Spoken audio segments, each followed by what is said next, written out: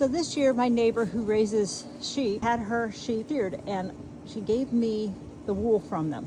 So they're in these feed bags, and we're going to pull the wool out and spread it on top of my garlic patch and around my rosemary shrubs today.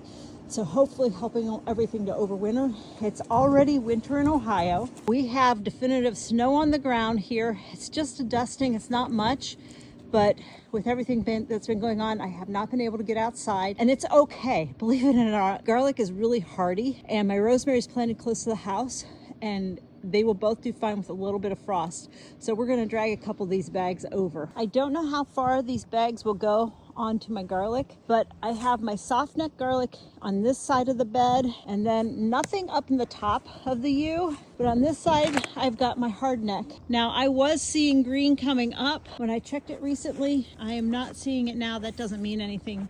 It could have just been weeds that I was seeing coming up. Do not worry if your garlic has not sprouted at this point. I planted in November, end of October, beginning of November, and same thing happened last year. I didn't have a whole lot of activity, and then poof, it came up really well. So we're not going to worry about that. But let's spread our stuff out on top. So wool is completely biodegradable, and it doesn't have to be clean, but it works as an insulator.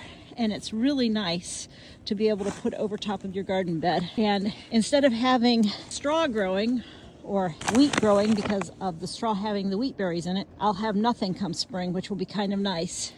But the garlic should come up through without any problems. So I'm just going to put this on. I'm going to take it lightly to start with. I can add more if I need to. Okay, so there you see, I've got the wool down on the garlic beds. So wool is a natural insulator, and when you have something that's natural that will work with your garden, with your homestead, you want to utilize that. So we're also going to go down to the rosemary now and put that down. My only concern here, because I had this happen last year, was the bunnies moved in and they made nests out of my straw. So this might be even more wonderful for them to make a nest with, so we'll see, but that's the least of my worries at the moment. So this is where my rosemary's at, and I've tucked it into a corner of the house, trying to protect it as much as I can from the weather, which will help significantly in keeping it from dying through the winter. But for extra care, I am going to put some wool around the base of the plants as best I can. And I have quite a few plants over here. I think I've got like 18. Yeah, I wasn't sure what I would need, so I overplanted.